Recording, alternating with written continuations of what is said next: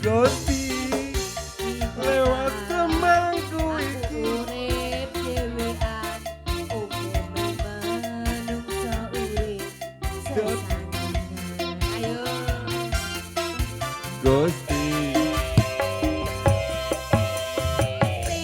ayo lewat itu iki kole sing mati janji janji bakal tak tresnani tak jaga selawase rekaning pati.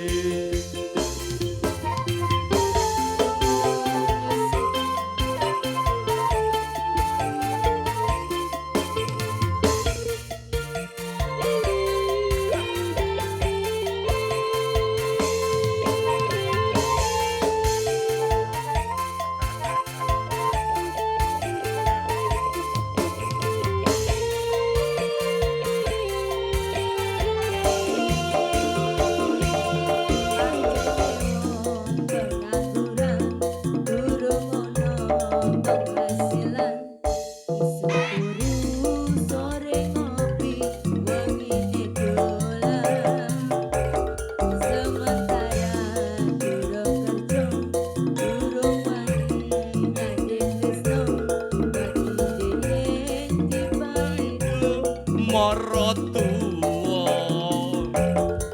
terus arep sampai kapan aku urip dhewean umume manungsa urip sesandingan. Gusti sabar lewat semangku iki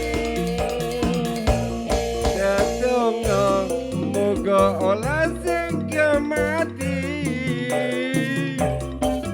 janji janji bakal tak tresnani tak jaga selawase tekaning mati.